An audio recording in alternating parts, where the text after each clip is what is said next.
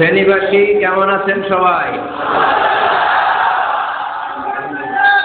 আলহামদুলিল্লাহ, আমিও ভালো আছি।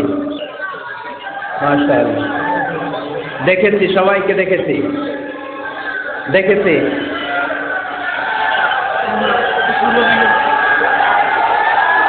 হ্যাঁ, সবাইকে মাশাআল্লাহ। উহিব্বুকা ফিল্লাহ, Mizanur Rahman Azhari. We love you, Mizanur Rahman Azhari. Taralia Shanti Sangha থেকে আজহারি হুজুরকে আন্তরিক শুভেচ্ছা। আমরা আল্লাহর জন্য আপনাকে ভালোবাসি, মিজানুর রহমান আজহারি। অনেক শ্রোতারা, অনেক দিনী ভাইরা প্লে কার্ড নিয়ে দাঁড়িয়েছে, সবারগুলো দেখাও যাচ্ছে না। সবার জন্য দোয়া আর ভালোবাসা। আমরা ভালোবাসা দিয়ে বিশ্ব জয় করব, ঠিক কিনা? হেরে যাবে ওদের হিংসার ষড়যন্ত্র, জিতে যাবে আমাদের ভালোবাসা। আমাদের ভালোবাসাকে হারায় দেওয়ার মতো শক্তি পৃথিবীর কারণে, চিল্লায় বলো ঠিক কিনা? যারা না বুঝে কোরআনের প্রোগ্রাম বানচাল করতে চায়, তাদের এসে দেখা উচিত যে জনগণকে ভুলভাল বোঝানোর দিন শেষ। তাওহীদি জনতা এখন অনেক সচেতন। কোরআন প্রেমী তাওহীদি জনতা কোরআন আর সুন্নাহ এই দুইটাই বুঝে, এই দুইটা ছাড়া কিচ্ছু বোঝে না। এই জন্য কোরআন আছে যেখানে আমরা আছি, সুন্নাহ আছে যেখানে আমরা আছি, ইসলাম আছে যেখানে আমরা আছি। এই গণজোয়ার, এটা কোরআনের পক্ষের গণজোয়ার। এই গণজোয়ার, এটা ইসলামের পক্ষের গণজোয়ার, ঠিক কিনা? আজকে এই ময়দান থেকে বিরিয়ানির প্যাকেট দেয়া হবে? দুনিয়াবি কোনো স্বার্থ পাওয়া যাবে? একজনকে খুশি করতে এসেছি, চিল্লায় বলতে হবে তিনি কে? এজন্য গণজোয়ার আটকানো যায় না। আপনারা বানের পানি যখন ছুটতে শুরু করে, দেখছেন আপনারা? ওইটারে আটকানো যায়? আটকাইতে গেলে পানি খালি বাড়তে থাকে, ফুলে ফেপে উপরে উঠতে থাকে। একসময় যারা বাদ দিতে আসে এদেরকে সব ভেঙে মেসাকার করে দেয়। এজন্য যারা কোরআনের মাহফিলকে বানচাল করতে চায়, এরা বোঝে নাই, না বুঝে এগুলো করেছে। আমরা তাদের জন্য দোয়া করি, কারণ আমাদের হৃদয়ে তাদের জন্য ভালোবাসা আছে না নাই? আজকে আসেন, আমাদের সাথে বসেন, দেখেন আমরা কোরআনের বিপক্ষে, আমার নবীর বিপক্ষে, আমার ইসলামের বিপক্ষে আমরা কোনো কথা বলি না, ঠিক কিনা? আমাদের এই পবিত্র মঞ্চগুলো থেকে কোরআনের পক্ষে কথা হয়। এই পবিত্র মঞ্চগুলো থেকে আমার নবীর শানের ব্যাপারে কথা হয়। এই পবিত্র মঞ্চগুলো থেকে ইসলামের পক্ষে কথা হয়। তো যেখানে ইসলামের কথা হয়, কোরআনের কথা হয়, বিষ্ণু ঈসা ইসলামের বায়োগ্রাফি নিয়ে কথা হয়, কোন মুমিন ওই রকম বরকতময় মজলিস বন্ধ করতে পারে? আল্লাহ আমাদেরকে সহিহ সমঝ দান করুন, সহিহ বুঝ দান করুন। আমরা যেন সবসময় কোরআনের পক্ষে থাকতে পারি। আল্লাহ তুমি তৌফিক দাও। আজকের এই মাহফিলটাকে আল্লাহ তুমি আমাদের নাজাতের ওসিলা বানাও। আওয়াজ করে উত্তর দেন, সকল প্রশংসার মালিককে, সকল ক্ষমতার উৎসকে। কেউ যেটা পারে না পারে কে? কেউ যেটা দেখে না দেখে কে? কেউ যেটা শোনে না শোনে কে? সে আল্লাহর জন্য আওয়াজ করে আমরা পড়বো আলহামদুলিল্লাহ। সবাই পড়েন, রব্বানা লাকাল হামদ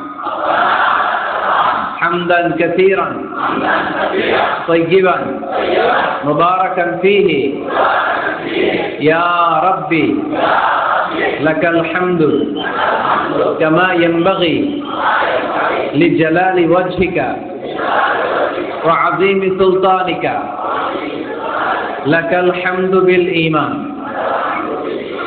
লাকাল হামদু বিল ইসলাম লাকাল হামদু বিল কুরআন।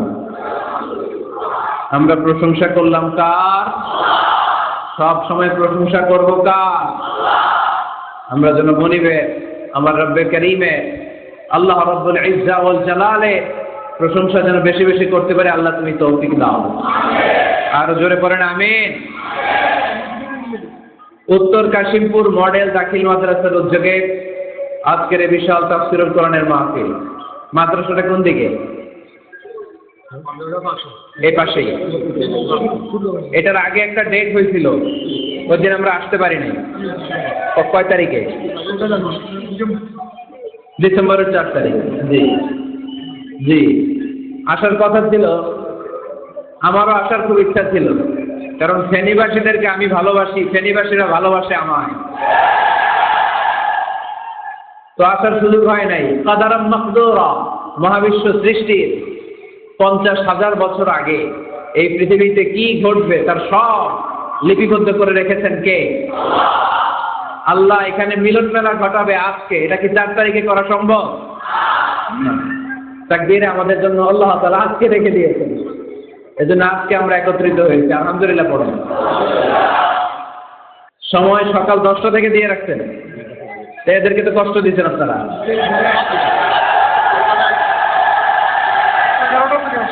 হ্যাঁ, 7টা থেকে অনেক আরে কয়টায় আসছেন? কয়টায়?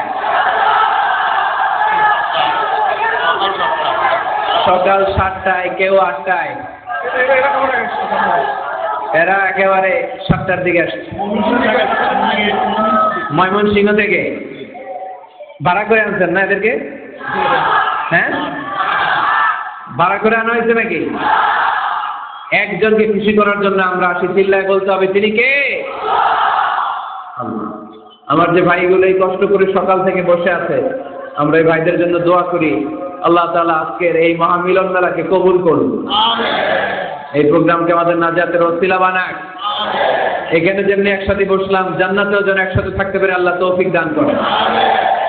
আজকের এই প্রোগ্রামের সম্মানিত প্রধান মেহমান, ফেনীর গণমানুষের জননন্দিত নেতা জনাব নিজামউদ্দিন হাজারী এমপি, মাননীয় সংসদ সদস্য ফেনী 2 আসন। উনি এই প্রোগ্রাম বাস্তবায়নের জন্য অনেক চেষ্টা করেছেন। ওনার স্ত্রী ভাবি অসুস্থ, তাই দেশের বাইরে আছেন।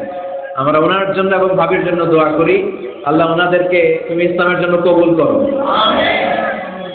সভাপতিত্ব করছেন আলহাজ হযরত মাওলানা মশিউর রহমান খন্দকার সাহেব, প্রতিষ্ঠাতা পরিচালক অত্র মাদ্রাসা ও প্রিন্সিপাল পাঠাননগর আমিনিয়া ফাজিল ডিগ্রি মাদ্রাসা ছাগলনাইয়া। আসতে হুজুর? আচ্ছা আচ্ছা, আসেন। মাশাআল্লাহ। এরপরে আপনাদের প্যানেল মেয়র সাহেব আছেন, এরপর চেয়ারম্যান ভাইরা আছেন, এরপর জেলা পরিষদ সদস্য ভাই আছেন, চেয়ারম্যান সাহেব আছেন। আলহামদুলিল্লাহ, সব নেতা কেতা নিয়ে আসতে বসছি। মাশাআল্লাহ। ফেনীর নেতারা কোরআনের পক্ষে, ঠিক কিনা? 64 জেলার সব নেতাগুলো কোরআনের পক্ষে থাক, আমরা চাই কি চাই না? বাংলার 56,000 বর্গ মাইলের প্রতিটা ইঞ্চি মাটি কোরআনের ঘাঁটি হোক, আমরা চাই কি চাই না? আমরা এই বাংলাদেশে কোরআনের ঘাঁটি করতে চাই, আমরা ইসলামকে বিজয়ী শক্তি হিসেবে দেখতে চাই, ঠিক কিনা? এরপরে আমার নানা ভাই আছেন পাশে, ডক্টর শামসুদ্দিন আমার নানা ভাই, তারপর ডক্টর মোজাম্মেল হক আজহারি আছেন, তারপরে যে এয়ারপোর্টে গেলে ভাই ভিআইপি লাউঞ্জে খুব সময় দেন, এরকম অনেকে আছেন। সব ওলামা হযরতের নাম যদি আমি বলতে পারতাম ভালো লাগতো। আইম্মাতুল মাসাজিদ, মসজিদের ইমাম সাহেবেরা, মুয়াজ্জিন সাহেবেরা, খতিব সাহেবেরা, কওমি মাদ্রাসার মুহতামিম সাহেবরা, আলিয়া মাদ্রাসার প্রিন্সিপাল হুজুরেরা, স্কুল কলেজ ইউনিভার্সিটির শিক্ষকেরা, পর্দার আড়ালে মায়েরা বোনেরা, আপামর তৌহিদি জনতা, আর আমার কলিজার টুকরা যুবক ভাইয়েরা, সব যুবক, বেশিরভাগ যুবক। মাশাআল্লাহ। আমাদের হাতে সময় খুব কম, সামনে এশার আজান, এই আজানের আগ পর্যন্ত আমরা কিছু কথা শুনবো ইনশাআল্লাহ। পড়েন। মাশাআল্লাহ। ফেনীর ছেলেরা অনেক ভদ্র, এত বড় গ্যাদারিং কিন্তু অল্পতেই থেমে গেছে। অন্যান্য জায়গায় অনেক চিৎকার চেঁচামেচি করতে হয়। আলহামদুলিল্লাহ। আজকে আমরা সূরাতুল হুজরাত থেকে কথা শুনবো। কোন সূরা থেকে? হুজরাত। সবাই বলেন হুজরাত। হুজরাত শব্দটা হুজরা শব্দের প্লুরাল, অর্থ হচ্ছে কামরা। মসজিদে ইমাম সাহেবের হুজরা আছে না নাই? ইমাম সাহেবের কামরা আছে না? তা আল্লাহ রাসূল সাল্লাল্লাহু আলাইহি ওয়াসাল্লামের এরকম হুজরাখানা ছিল। এট এ টাইমে আল্লাহর হাবিব সাল্লাল্লাহু আলাইহি ওয়াসাল্লামের 9টা হুজরাখানা ছিল, যেখানে 9 জন বিবি বসবাস করতেন। কিছু বেদুইন লোকজন এসে কেমন করে বিশ্বনবী সাল্লাল্লাহু আলাইহি ওয়াসাল্লামের সাথে আচরণ করতে হবে এটা জানতো না। তাদের মধ্যে সভ্যতা ভব্যতার ছোঁয়া স্পর্শ লাগেনি। পরে আমরা নিজেরা নিজেদেরকে যেমনি ডাকি, তারাও এসে বিশ্বনবীকে এভাবে ডাকা শুরু করলো। কারণ নাম যদি হয় আব্দুল্লাহ, আব্দুল্লাহর বন্ধু তারা ডাকবে এই আব্দুল্লাহ। কারণ নাম যদি হয় করিম, তার বন্ধু তারা ডাকে এই করিম। কারো নাম যদি হয় আবু বকর, তার বন্ধু তারে ডাকে এই আবু বকর। কিন্তু বিশ্বনবী সাল্লাল্লাহু আলাইহি ওয়াসাল্লামকে কি এই মুহাম্মদ এইভাবে ডাকা যাবে? না, ডাকা যাবে না। যদিও তিনি মানুষ, কিন্তু অসাধারণ মানুষ। যদিও তিনি নবী, তিনি মহানবী। তিনি সব নবীদের নবী, ঠিক কিনা? As a father, as a teacher, as a commander, as a lawgiver, as a lawmaker, Muhammad is the superman of the world. সুবহানাল্লাহ পড়েন। আমার নবীর চাইতে শ্রেষ্ঠ কোনো মানুষ গোটা বিশ্বে দ্বিতীয়টা হতে পারে? আমার নবীর চাইতে দ্য মোস্ট ট্রাস্টওয়ার্দি পার্সোনালিটি, বিশ্বস্ত মানুষ এই পৃথিবীতে হতে পারে? সে কোন বন্ধু বলো বড় বিশ্বস্ত, সে কোন বন্ধু বলো বেশি বিশ্বস্ত, কার কাছে মন খুলে দেয়া যায়, কার কাছে প্রাণ খুলে দেয়া যায়, হওয়া যায় অতি আশ্বস্ত, তার নাম আহমদ বড় বিশ্বস্ত। সুবহানাল্লাহ বলেন। আল্লাহ শিখাতে চাইলেন এই বেদুইন লোকেরা সাবধান, যাকে তোমরা ডাকছো তিনি সাধারণ মানুষ নন। তাকে ইয়া মুহাম্মদ উখরুজ ইলাইনা, এই মুহাম্মদ এই ঘর থেকে বের হয়ে আসো, এমন করে বেয়াদবের মতো ডাকা যাবে? বিশ্বনবী সাল্লাল্লাহু আলাইহি ওয়াসাল্লামকে ডাকতে হবে ইয়া নবী আল্লাহ, ওনাকে ডাকতে হবে ইয়া রাসূলুল্লাহ, ওনাকে ডাকতে হবে ইয়া হাবিব আল্লাহ, ঠিক না? শিষ্টাচার শিক্ষা দিলেন। আল্লাহ বুঝাতে চাইলেন তোমরা যদি অপেক্ষা করতে অনেক ভালো হতো। ওয়ালাউ আন্নাহুম সাবারু হাত্তা তাখরুজা ইলাইহিম লাকানা খায়রাল লাহুম। আল্লাহর হাবিব সাল্লাল্লাহু আলাইহি ওয়াসাল্লাম দুপুরের খাবার খেয়ে গড়াগড়ি করছিলেন। আল কাইলুলা, টসিং এন্ড টার্নিং, এপাশ ওপাশ করা। শীতকালে দুপুরের খাবার খেয়ে বিছানায় শুইলে আরাম আছে না নাই? এটাকে কাইলুলা বলে। আল্লাহর হাবিব সাল্লাল্লাহু আলাইহি ওয়াসাল্লাম যখন কাইলুলা করছিল, ঠিক তখন লোকগুলো ডাকতে আরম্ভ করলো ইয়া মুহাম্মদ উখরুজ ইলাইনা, এই মুহাম্মদ আসো। আল্লাহ বলেন খবর দাও, আমার নবীকে এইভাবে ডাকা যাবে না, বরং আমার নবীকে তোমরা ডাকবে ইয়া নবী আল্লাহ, ইয়া রাসূল আল্লাহ, ইয়া হাবিব আল্লাহ বলে। সুবহানাল্লাহ পড়েন। আল্লাহর হাবিব সাল্লাল্লাহু আলাইহি ওয়াসাল্লাম যতক্ষণ না বের হয়ে আসে তোমাদের অপেক্ষা করা উচিত, সবর করা উচিত। আমরা অনেক সময় সবর করি না। তাহলে আমরা আমাদেরকে যেইভাবে ডাকি, আল্লাহর হাবিব সাল্লাল্লাহু আলাইহি ওয়াসাল্লামকে ওইভাবে ডাকা যায় না। আল্লাহ বলেন খবরদার, তোমাদের উচিত ছিল অপেক্ষা করা যতক্ষণ না আল্লাহর হাবিব সাল্লাল্লাহু আলাইহি ওয়াসাল্লাম বিশ্রাম শেষ করে বাইরে বেরিয়ে আসে। তাই কারো বাসায় গেলে অপেক্ষা করবেন যতক্ষণ না উনি আসে, আর যাওয়ার আগে অ্যাপয়েন্টমেন্ট নিয়ে যাবেন। আজকের প্রথম মেসেজ, কারোর সাথে দেখা করার আগে কি নিয়ে যাবেন?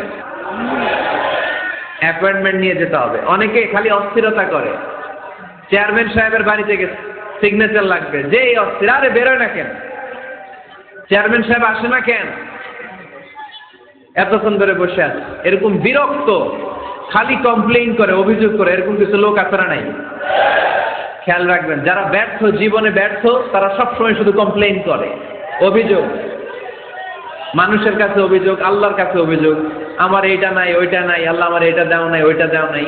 আর সফল ব্যক্তিরা কখনো অভিযোগ করে না, খালি শুকরিয়া করে, ঠিক কিনা? Now the decision is yours. You wanna be successful or unsuccessful? আপনি সফল হতে চান না ব্যর্থ হতে চান? তাহলে সফল হলে সবসময় পড়তে হবে আলহামদুলিল্লাহ। কি করবেন? হুজুরের সাথে দেখা করতে গেছে, যে এই হুজুর আসে না কেন, কতক্ষণ ধরে বসে আছে। আরে হুজুরও মানুষ, হুজুরও অসুস্থ হয়, হুজুরেরও ফ্যামিলি আছে, হুজুরের ঘুমানো লাগে, হুজুর রোবট না। আমাদের যখন অ্যাপয়েন্টমেন্ট নেয় মেপে দেয়, হুজুর এই তো সহজ, আপনি এইটা করে আসবেন, এরপরে হেলিকপ্টার রেডি, এরপরে ওইটাতে যাবেন, ওইখান থেকে হেলিকপ্টার রেডি। আমি রোবট। হুজুর কি রোবট? হুজুর তো মানুষ না। এগুলো করবেন না। ধৈর্য ধরতে শিখুন, একটু স্থির হন। স্টপ, অনেক হয়েছে, আর না। অস্থির জীবন আমরা চাই না। এই কোরআন আমাদেরকে অস্থির সময়ে স্বস্তির বাণী শোনায়, ঠিক কিনা? কিসের বাণী শোনায়? স্বস্তির বাণী। কোন সময়ে? অস্থির সময়ে স্বস্তির বাণী শোনায় কোরআন, ঠিক কিনা? এজন্য আজকে প্রথম মেসেজ হচ্ছে, কারো বাসায় গেলে পারমিশন নিতে হবে। দরজার সামনে যে আগে সালাম দিবেন 3 বার। কয়বার? অনুমতি চাইবেন, অনুমতি দিলে ঢুকবেন, অনুমতি না দিলে বের হয়ে চলে আসবেন। পারা যাবে? এজন্য রব্বুল আলামিন বলেন, ইয়া আইয়ুহাল্লাযীনা আমানু লা তাদখুলু বুয়ুতান গায়রা বুয়ুতিকুম হাত্তা তাস্তানিসু ওয়া তুসাল্লিমু আলা আহলিহা যালিকুম খায়রুল লাকুম লাআল্লাকুম তাযাক্কারুন। সুবহানাল্লাহ পড়েন। আল্লাহ ডেকে বললেন, ও ঈমানদারেরা শোনো শোনো, তোমরা যখন অন্য কারো বাড়িতে যাবে, খবরদার অনুমতি না নিয়ে, সালাম না দিয়ে ঘরে ঢুকে যেও না। দরজার সামনে দাঁড়িয়ে থাকো, দরজার সামনে দাঁড়িয়ে দাঁড়িয়ে 3 বার অনুমতি চাও, তারপরে সালাম দাও। অনুমতি দিলে ঢুকবা, নচেত চলে যাবা, ঠিক কিনা? এই আইনটা কার? শ্রেণীবাসী কি আইনটা মনে রাখতে পারবে? কারো বাসায় যাওয়ার আগে অ্যাপয়েন্টমেন্ট নিয়ে যাবে, আর যে হুট করে দরজার ভিতরে ঢুকে যাব না, অপেক্ষা করব। You have to wait. তিনি আসতে বললে এরপরে ঢুকবো, মনে থাকবে? কারো ঘরে অনুমতি না নিয়ে ঢুকা কবিরা গুনাহ। কি গুনাহ?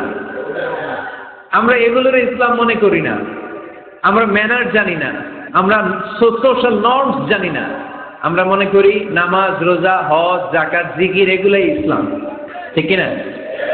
ধরাবাঁধা ইসলাম হিন্দু ধর্মের মতো গদবাঁধা কোনো ধর্ম নয়। আমাদের মসজিদ এটা গির্জা, প্যাগোডা, সিনাগোগ আর গুরুদুয়ারার মতো যে কোনো ইবাদতগাহ নয়। আমাদের মসজিদগুলো আমাদের সামাজিক ঐক্যের কেন্দ্রবিন্দু। আমাদের ইসলাম হচ্ছে আমাদের জীবন চালানোর মেথোডোলজি। কেমন করে এই লাইফটা সুন্দর হবে, স্মুথ হবে, তার সব নির্দেশনা কোরআনের ভেতরে আছে না নাই? এজন্য বিশ্বনবী বললেন, খবরদার কারো ঘরে যাওয়ার আগে সালাম দাও, পাশাপাশি অনুমতি চাও। এক সাহাবী দাঁড়িয়ে বললেন, ইয়া রাসূলুল্লাহ, ইয়া হাবিবাল্লাহ, আমার ঘরে আমরা কেবল 2 জন থাকি, 2টা ঘর। এক ঘরে থাকে আমার আম্মা, আরেক ঘরে থাকে আমি। আফাস্তাদিনু আলা উম্মি, আমি কি আমার মায়ের ঘরে ঢোকার আগে অনুমতি নেওয়া লাগবে নাকি? নবী হে, 2টা রুম আমার ঘরে, এক রুমে আমি, আরেক রুমে আমার মা। আফাস্তাদিনু আলা উম্মি, আমার মায়ের ঘরে যাওয়ার আগে অনুমতি নেওয়া লাগবে? আনা খাদিমুহা, আমি তো তার খেদমত করি, মায়ের ঘরে যাইতে অনুমতি লাগবে? বিশ্বনবী বললেন, নাআম ইস্তাযিন আলাইহা, হ্যাঁ অবশ্যই মায়ের ঘরে ঢোকার আগে অনুমতি নিয়ে ঢুকবা। সুবহানাল্লাহ পড়বেন না? সাহাবী বললেন, ইয়া রাসূলুল্লাহ, তিনি তো আমার মা, অনুমতি লাগবে কেন? বিশ্বনবী বললেন, তুহিব্বু আন তারাহা উরিয়ানাতান, ও সাহাবী, তুমি কি তোমার মাকে উলঙ্গ দেখতে পছন্দ করো নাকি? সাহাবী বললেন, না, কশিন কালেও নয়, আমি কখনো আমার মারে উলঙ্গ অবস্থায় দেখতে পছন্দ করব না। বিশ্বনবী বললেন, তাহলে অবশ্যই অনুমতি নিয়ে ঢুকবা। যদি মারে উলঙ্গ দেখতে মনে না চায় তাহলে ঢুকবা, কারণ ঘরের ভিতরে কে কখন কোন পরিস্থিতিতে থাকে তার কোনো হিসাব আছে? এজন্য সালাম দিবেন, নক করবেন, অনুমতি চাইবেন, তখন নিজেকে নিজে ভিতরে যারা আছে, মহিলা হোক পুরুষ হোক, সামলে নিবে, বুঝিয়ে নিবে, তারপরে আপনাকে ঢুকার ব্যবস্থা করে দিবে, ঠিক কিনা? তাহলে মায়ের ঘরে ঢুকতে হলে যদি অনুমতি লাগে, তাহলে বোনের ঘরে ঢোকার আগে অনুমতির দরকার আছে না নাই? আমার পাশের ঘর হচ্ছে আমার ভাইয়ের ঘর, ভাইয়ের ঘরে ঢোকার আগে অনুমতির দরকার আছে না নাই? কাজিন, চাচাতো বোন, খালাতো বোন, চাচাতো ভাই, খালাতো ভাই, পাশের ঘরের ভাবি, পাশের বাড়ির মানুষ, এদের ঘরে ঢোকার আগে অনুমতির প্রয়োজন আছে না নাই? খবরদার, খবরদার, এটা কবিরা গুনাহ। This is my first message to the people of Feni tonight. আজ রাতে ফেনীবাসীদের কাছে আমার প্রথম মেসেজ হচ্ছে, কারো ঘরে যাওয়ার আগে অ্যাপয়েন্টমেন্ট নিয়ে যাব। কখন তার সাথে দেখা করব, আগে অ্যাপয়েন্টমেন্ট নিয়ে যাব, তারপরে যে দরজার বাইরে দাঁড়িয়ে পারমিশন চাইবো, মানে অনুমতি নিব, তারপরে সালাম দিব, এরপরে ঘরে ঢুকবো। পারা যাবে? ইনশাআল্লাহ পড়তে পারবেন না আওয়াজ করে? আজকে আলোচনার বিষয় হচ্ছে সূরাতুল হুজুরাত। সূরার নাম কি? হুজুরাত। এটা মাদানী সূরা। কি সূরা? এটা কোরআনের 49 নম্বর সূরা। কত নম্বর সূরা? এই সূরায় মোট আয়াত আছে 18টি। কয়টি? এবার আমি প্রশ্ন করব, উত্তর দেন। এই সূরায় মোট আয়াত সংখ্যা কয়টি? 18টি। 49তম সূরা। আর সূরাটা মাক্কি সূরা। কি সূরা? মাদানী সূরা। এই সূরাটাকে বলা হয় সামাজিক রীতিনীতির সূরা। সোশ্যাল নর্মস শেখানো হয়েছে এই সূরায়। কেমন করে সমাজের শান্তি শৃঙ্খলার ভারসাম্য অক্ষুণ্ণ থাকবে সে ব্যাপারে এই সূরাতে আল্লাহ তাআলা কিছু দিক নির্দেশনা দিয়েছেন। আমাদের সমাজের ভারসাম্য ঠিক নাই, শান্তি নাই, সুশৃঙ্খলা নাই, শুধু মারামারি, জিঘাংসা, কিলাকিলি, হিংসা, বিদ্বেষ, বিশৃঙ্খলা। এই হিংসা, বিদ্বেষ, বিশৃঙ্খলা, মারামারির বিপরীতে সমাজের সাম্য, ভ্রাতৃত্ব, ভালোবাসা, সুশৃঙ্খলা আর ভারসাম্য কিভাবে অক্ষুণ্ণ রাখা যায় সেজন্য আল্লাহ তাআলা এই সূরার ভেতরে 10টা গাইডলাইন দিয়েছেন। কয়টা? সবাই বলতে হবে কয়টা? 10টা। প্রথম গাইডলাইন হচ্ছে আল্লাহ তাআলা বলছেন, খবরদার যারা বিশ্বাসী বলে নিজেদেরকে দাবি করো, আল্লাহ আল্লাহর রাসূলের নিয়মের বা আইনের উপর দিয়ে টপকে যেও না। আল্লাহ আল্লাহ রাসূল যেটা বলেছে এটাই ফাইনাল, ঠিক কি না? রব্বুল আলামিন বলেন, ইয়া আইয়ুহাল্লাযীনা আমানু লা তুকদ্দিমু বাইনা ইয়াদাইল্লাহি ওয়া রাসূলিহি ওয়াত্তাকুল্লাহ ইন্নাল্লাহা সামিউন আলীম। পড়েন সুবহানাল্লাহ। আল্লাহ বললেন, যারা বিশ্বাসী বলে দাবি করে, খবরদার আল্লাহর দেয়া বিধান আর আমার নবীর দেয়া বিধান, এই বিধানগুলাই ফাইনাল। এই ফাইনাল কথার পরে মুমিনের কোনো কথা থাকতে পারে? আল্লাহ যেটা বলেছে, আল্লাহ রাসূল যেটা বলেছে সেটাই ফাইনাল। আওয়াজ করে বলতে হবে, সেটা কি? এটা ফাইনাল। এরপর আর নতুন কোনো কথা নাই। যখনই বলা হবে আল্লাহ বলেছে, রাসূল বলেছে, আমরা বলবো আমান্না, সামি'না ওয়া আতা'না। আমরা শুনলাম, মানলাম, বিশ্বাস করলাম, আমাদের পক্ষ থেকে আর দ্বিতীয় কোনো কথা নাই, ঠিক কি না?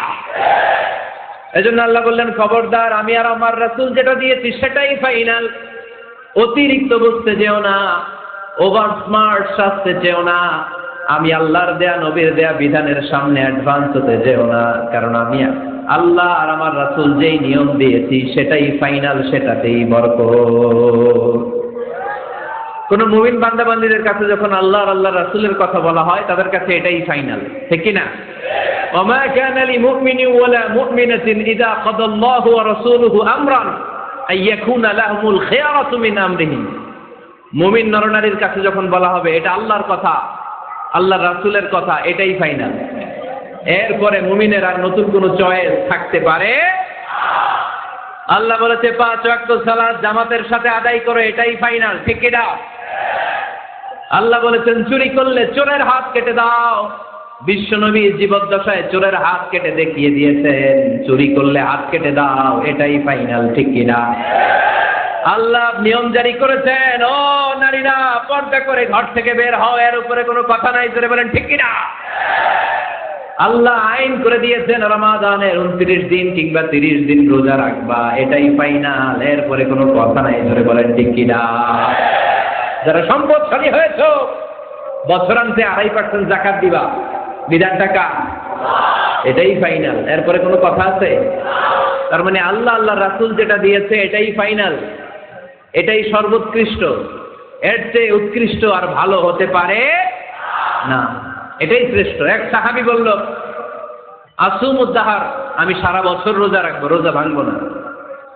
আরেক সাহাবী বলল, আতাজিলুন নিসা, আমি আমার বউয়ের কাছে যাব না, আজীবন বৈরাগ্য জীবন যাপন করব।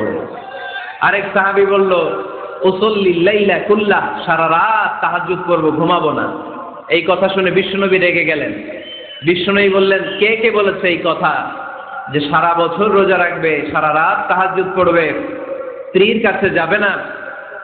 ইন্নী আখশাকুম লিল্লাহি ওয়া আতকাকুম লাহু, নিশ্চয় আমি তোমাদের চাইতে আল্লাহকে বেশি ভয় করি। আমি বিশ্বনবী সবচেয়ে বড় মুত্তাকি, আমি বিশ্বনবী সবচেয়ে বড় বুজুর্গ, আমি বিশ্বনবী সবচেয়ে বড় আল্লাহওয়ালা। তো আমি এত বড় আল্লাহওয়ালা হয়ে আমি 11 জন স্ত্রী রেখেছি। আমি এত বড় আল্লাহওয়ালা হয়ে রাতে তাহাজ্জুদও পড়ি, আবার কিছু অংশ ঘুমাই। আমি এত বড় আল্লাহওয়ালা হয়ে বছরে কিছু সময় রোজা রাখি, মাঝে মাঝে রাখি না। তা আমি ব্যালেন্স করে জীবন ধারণের পরে আমার আল্লাহওয়ালাগিরিতে কোনো সমস্যা হয় নাই, আমার নবী হতে সমস্যা হয় নাই। তোমাদের সমস্যা হলো কেন? তোমরা কোত্থেকে এটা শিখেছো? আমি বিশ্বনবী যেটা শিখিয়েছি এটাই ফাইনাল, এর চেয়ে শ্রেষ্ঠ কোনো কাজ আর হতে পারে না। চিল্লায় বলেন ঠিক কিনা? ফজরের ফরজ নামাজ কয় রাকাত? আওয়াজ করে বলেন। বিধানটা কার? আপনি যদি বলেন আমি একটু বাড়ায় পড়ব, 3 রাকাত পড়ব, সব বেশি হবে না? কারণ আপনি অ্যাডভান্স হয়েছেন। লা তুকদ্দিমু বাইনা ইয়াদাই ইল্লাহি ওয়া রাসূলিহি, খবরদার আল্লাহ আল্লাহ রাসূলের উপর অ্যাডভান্স হয়েও না। রমাদানের রোজা 30টা, আপনি যদি বলেন 35টা রাখবো, ফেনীর ভাইয়েরা, রমজানের পরে আরো 5টা যদি একাধারে রাখেন, রমজান মনে করে আল্লাহ কবুল করবে? কবুল করবে?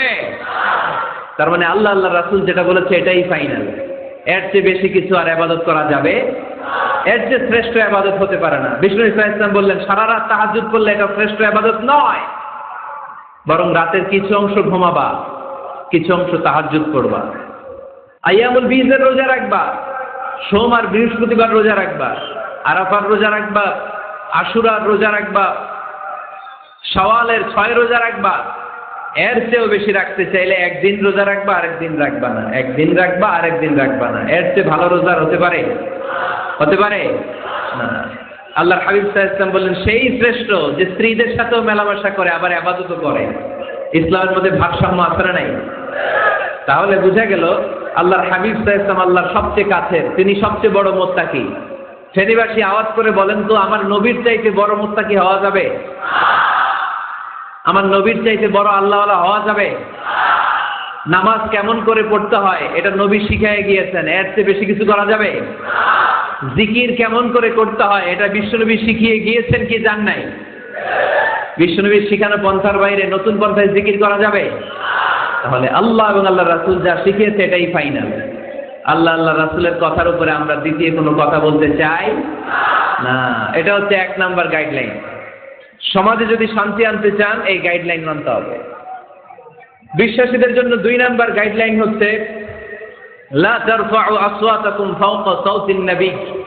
খবরদার ওই বিশ্বাসীরা, নবীর কণ্ঠের চাইতে যেন তোমাদের কণ্ঠ উঁচু হয়ে না যায়। আপনারা কথা শুনতেছেন? মনোযোগ আছে না গেছে? বনু তামিম গোত্রের নেতা কে হবে? আল্লাহর হাবিব সাল্লাল্লাহু আলাইহি ওয়াসাল্লাম পরামর্শ করছিলেন। সাইয়েদনা আবু বকর বললেন আমার মতামত হচ্ছে এই লোকটা নেতা হলে ভালো হয়, যোগ্য লোক। ওমর ফারুক বললেন না, উনি না। আবু বকর যেটা বলেছে ওইটা না, আমার মনে হয় এই লোকটা নেতা হলে ভালো হয়। আবু বকর বললেন না ওমর তুমি বুঝো না, আমি যারা বলছি সে ভালো। ওমর ফারুক বলে না আবু বকর, আমি যাকে বলেছি সে ভালো। এরকম মতামত দিতে দিতে, তর্ক করতে করতে বিশ্বনবীর গলার চাইতে সাহাবীদের গলার আওয়াজ বড় হয়ে গিয়েছে। আল্লাহ এটা আরশের উপর থেকে বরদাস্ত করে নাই। আল্লাহ বলেছেন খবরদার, লা তারফাউ আসওয়াতাকুম ফাওকা সাওতিন নবী। নবীর কণ্ঠের চাইতে তোমাদের কণ্ঠ যেন উঁচু হয়ে না যায়। আমার নবীকে আমি তোমাদের বন্ধু বানিয়েছি, তোমাদের কাছে রেখেছি, তার মানে এই নয় যা মন চায় তাই নবীর সাথে আচরণ করবা, ঠিক কি না? কখনো যেন নবীর কণ্ঠের চাইতে কণ্ঠ উঁচু হয়ে না যায়। যদি নবীর গলার আওয়াজের চাইতে তোমাদের গলার আওয়াজ উঁচু হয়ে যায়, তোমাদের জীবনের সব নেক আমলগুলোকে আমি বাতিল করে দেব। আল্লাহ ধমক দিয়ে বললেন খবরদার, ইয়া আইয়ুহাল্লাযীনা আমানু লা তারফাউ আসওয়াতাকুম ফাওকা সাওতিন নবী ولا تجهروا له بالقول كجهر بعضكم لبعض أن تحبط أعمالكم وأنتم لا تشعرون। سبحان الله। আল্লাহ বললেন খবরদার, আমার নবীর কণ্ঠের চাইতে যেন তোমাদের কণ্ঠ উঁচু হয়ে না যায়।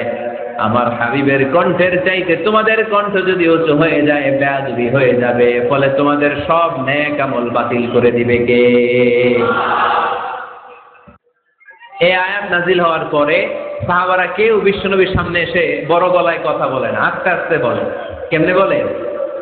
ওমরে ফারুক এই আয়াত শুনে এত ভয় পেলেন, তিনি বিশ্বনবীর কাছে কোনো কথা নিয়ে আসলে ফিস ফিস করে বলতেন। বিশ্বনবী শুনতে পেতেন না, বলতেন এই ওমর কি বলছো, বুঝি নাই, জোরে বলো। ওমরে ফারুক সাউন্ড বাড়িয়ে জোরে বলতেন। বিশ্বনবী বলতেন এই কি বলেছ, এদিকে আসো, জোরে বলো। আমি শুনতে পাচ্ছি না ওমর, আরো জোরে বলো। ওমরে ফারুক আবার একটু সাউন্ড বাড়িয়ে আবার বলতে আরম্ভ করতেন। বিশ্বনবী বলতেন আমি শুনতে পাচ্ছি না, জোরে বলো। সুবহানাল্লাহ পড়েন। ভয় আন তাহবাতা আ'মালুকুম ওয়া আনতুম লা তাশউরুন। খবরদার, নবীর কণ্ঠের চাইতে যদি কণ্ঠ উঁচু হয়ে যায় সব নেক আমল বাতিল করে দিবে কে? আপনারা যারা হজ উমরা করেছেন, হজ আর উমরা করতে পেরেছেন কারা কারা দেখি? মাশাআল্লাহ। যারা করতে পারি নাই আমরা, আমাদেরকেও যেন আল্লাহ তাআলা তৌফিক দান করে, আমরা পড়ি আমিন। আমরা যেন কাবার চারপাশে তাওয়াফ করতে পারি, সাফা মারওয়ায় যেন সাই করতে পারি, আল্লাহর হাবিব সাল্লাল্লাহু আলাইহি ওয়াসাল্লামের কবরের সামনে দাঁড়িয়ে যেন আমরা সালাতু সালাম পাঠ করতে পারি। আওয়াজ করে পড়তে হবে আমিন। বিশ্বনবী সাল্লাল্লাহু আলাইহি ওয়াসাল্লামের কবরের উপরে এই আয়াতটা লেখা, যে আয়াত নিয়ে আমি এখন আপনাদের সামনে আলোচনা করছি। লা তারফাউ আসওয়াতাকুম ফাওকা সাওতিন নবী। দেখছেন না হাজী সাহেবরা, দেখে আসছেন না? আপনি যখন মসজিদে নববীতে নামাজ পড়বেন, আল্লাহর হাবিব সাল্লাল্লাহু আলাইহি ওয়াসাল্লামের কবর জিয়ারতের জন্য যখন রওনা হবেন, সর্বপ্রথম বাম দিকে পড়বে রাউদাতুম মিন রিয়াদিল জান্নাহ। এই জায়গাটা হলো দুনিয়ার বুকে জান্নাতের বাগান সমূহ থেকে একটা বাগান। আপনি হাঁটতে থাকবেন, হাঁটতে হাঁটতে রাউদাতুম মিন রিয়াদিল জান্নাহ পার হওয়ার পরে বাম দিকে পড়বে বিশ্বনবীর কবর। বিশ্বনবীর কবরের সামনে দাঁড়িয়ে কোনো উম্মত সহ্য করতে পারে নাকি? ধৈর্য ধারণ করতে পারে নাকি?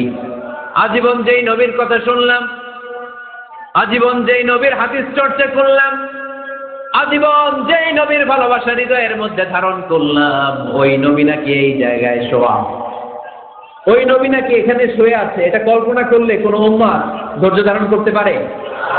কলিজাটা ছিঁড়ে খান খান হয়ে যায়, চিৎকার দিয়ে নবীরে ডাক দিতে মনে চায়। কিন্তু আল্লাহ বলেছেন খবরদার, কবরের উপরে এই আয়াতটা লেখা, লা তারফাউ আসওয়াতাকুম ফাওকা সাওতিন নবী।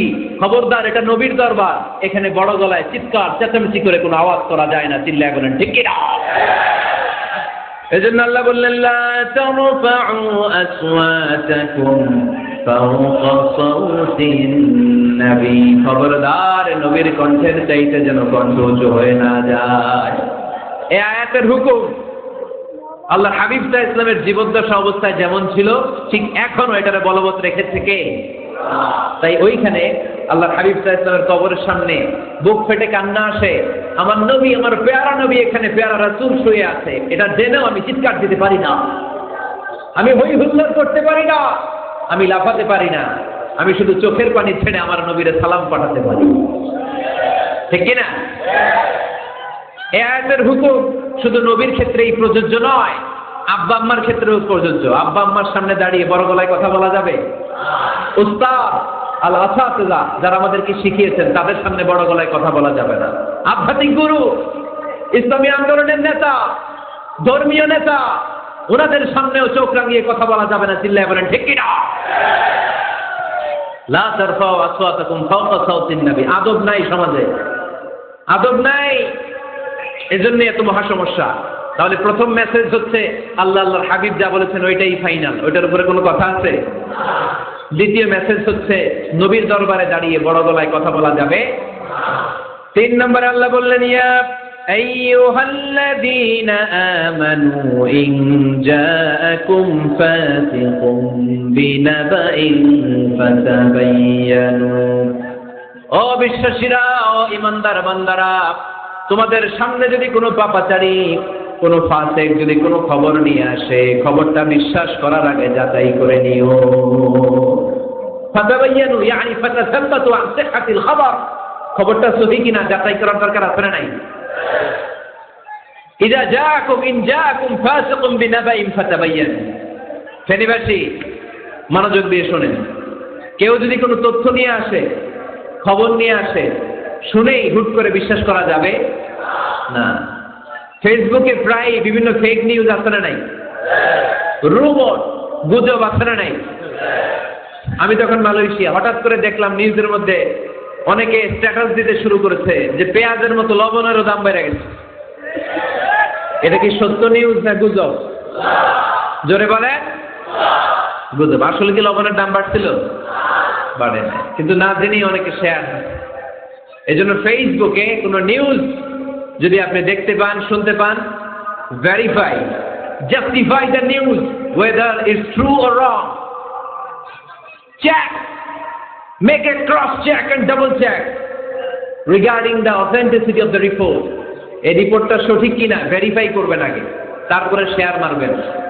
অনেকে আছে তিলে কান নিয়ে গেছে, শুই না তিলের পিছনে দৌড়।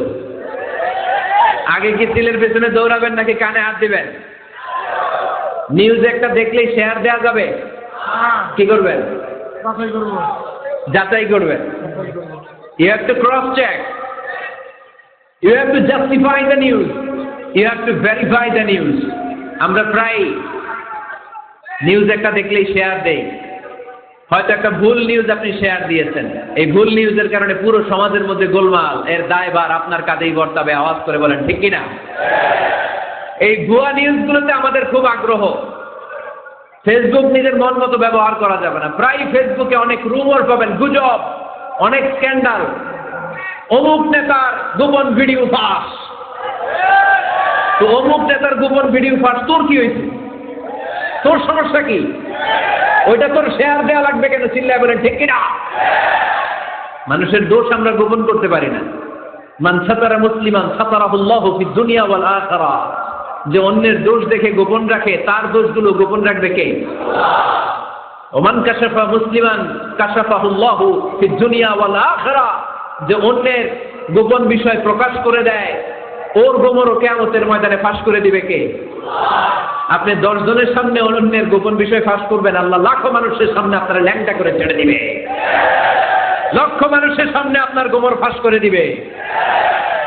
জন্য খবরদার, অন্যের পিছনে লেগে থাকেন না, অন্যের দোষ খুঁজেন না, দোষ খুঁজবেন নিজের। ইন জাআকুম ফাসিকুম বিনাবাইন ফাতাবায়ান। মুমিন কোন তথ্য, কোন সংবাদ, কোন রিপোর্ট কিংবা নিউজ শুনলেই বিশ্বাস করে না। মুমিন আগে এটাকে যাচাই করে, বাছাই করে, জাস্টিফাই করে, ভেরিফাই করে, তারপরে সে বিশ্বাস করে। ঠিক কি না? আল্লাহ হাবিব সাল্লাল্লাহু আলাইহি ওয়াসাল্লাম বনুল মুস্তালিকের যুদ্ধে জয়লাভ করলেন। হারিস ইবনে মেরা বনুল মুস্তালিকের নেতা। শুনতেছেন আপনারা? কষ্ট হচ্ছে? আচ্ছা। হারিস ইবনে মেরা বললেন, ইয়া রাসূলুল্লাহ, আমরা ইসলাম ধর্ম গ্রহণ করলাম, কি কি নিয়ম মানতে হবে? আল্লাহর হাবিব সাল্লাল্লাহু আলাইহি ওয়াসাল্লাম বললেন, সালাত পড়বে, যাকাত দিবে। উনি বললেন, তাহলে যাকাত নেন। আল্লাহর হাবিব বললেন, না, এই তো মাত্র কালিমা পড়ে মুসলমান হলে হালানিল হাউল, 1 বছর অতিক্রান্ত হওয়ার পরে যাকাত দিবে। আল্লাহর হাবিব সাল্লাল্লাহু আলাইহি ওয়াসাল্লাম মদিনায় ফিরে আসলেন। 1 বছর পর আল ওয়ালিদ ইবনে উকবা রাদিয়াল্লাহু তাআলা আনহুকে পাঠালেন, যাও বনুল মুস্তালিকের 1 বছর পূর্ণ হয়েছে, যাকাতের সম্পদ নিয়ে আস। এইদিকে হারিস ইবনে মেরা যাকাতের সম্পদ নিয়ে, সৈন্যবাহিনী নিয়ে, নবীর দূত আসবে যাকাত কালেকশনের জন্য, ওনার জন্য মেহমানদারিতে কোনো ঘাটতি না হয়, ওয়েল রিসিপশন দেওয়ার জন্য এলাকা থেকে বের হয়ে মরুভূমির সামনে দলবল নিয়ে দাঁড়িয়ে। ওয়ালিদ ইবনে উকবা যখন যাকাতের সম্পদ কালেক্ট করার জন্য বনুল মুস্তালিকের ওদিকে যেতে শুরু করেছে, এলাকায় ঢোকার আগেই দেখে বনুল মুস্তালিকের লোকেরা ঘোড়সাওয়ার বাহিনী দাঁড়ায় আছে। এই দৃশ্য দেখে ওয়ালিদ ইবনে উকবা মনে করেছে বনুল মুস্তালিক মনে হয় তাকে হত্যা করার জন্য দাঁড়িয়ে রয়েছে। আসলে কি হত্যার জন্য দাঁড়ায় আছে? কি জন্য দাঁড়ায় আছে? ওয়েলকামিং রিসিপশন দেওয়ার জন্য। উনি ভয় পেয়ে অ্যাবাউট টার্ন, তথ্য যাচাই না করে মনে করছে আমারে মারবে ধরবে, about turn, return back to Medina. মদিনায় চলে গেলেন, যে বলে, ইয়া রাসূলুল্লাহ, বনুল মুস্তালিক যাকাত দেওয়া তো দূরের কথা, এগুলো তো সব কাফের হয়ে গেছে। ইয়া রাসূলুল্লাহ, ওরা তো মনে হয় কাফের হয়ে গিয়েছে, যাকাত প্রদান করা তো দূরের কথা, মারার জন্য সৈন্যবাহিনী নিয়ে অ্যাটাক করেছে। বিশ্বনবী রেগে গেলেন। খালিদ বিন ওয়ালিদের নেতৃত্বে 1000 সৈন্যবাহিনী পাঠিয়ে বললেন, যাও বনুল মুস্তালিক অ্যাটাক করো, বনুল মুস্তালিকে অভিযান চালাও। আল্লাহ বললেন, নবী অভিযান পরে চালান, جاءكم فاسق بنبأ فتبينوا সুবহানাল্লাহ পড়েন। নবী অভিযান পড়ে চালান, তথ্য যে নিয়ে আসছে ওয়ালিদ এটা সত্য কিনা আগে যাচাই করেন। সে যে তথ্য আপনাকে সরবরাহ করেছে এই তথ্য সঠিক নয়, সে ভুয়া তথ্য দিয়েছে, সে ভুল বুঝেছে, এখানে মিস আন্ডারস্ট্যান্ডিং হয়েছে। আপনি 1000 সৈন্যবাহিনী পাঠাবেন না। আপনার 1000 সৈন্যবাহিনী যে যদি বনিল মুস্তালিককে অ্যাটাক করে, তাহলে এই অ্যাটাকে কোনো ক্ষয়ক্ষতি হলে সবটার দায়ভার আপনার কাঁধেই বর্তাবে। চিল্লায় বলেন ঠিক কিনা? আমার নবীকে শেখানোর মাধ্যমে আল্লাহ তাআলা আমাদেরকে শিখালেন নিউজ একটা শুনলে বিশ্বাস করা যাবে না, আগে যাচাই বাছাই করার দরকার আছে না নাই? আছে। আপনার বন্ধু এসে বলল, আরে দোস্ত তুমি এইখানে, ভাবিরে তো দেখলাম বাজারে আরেক লোকের সাথে ঘুরতেছে।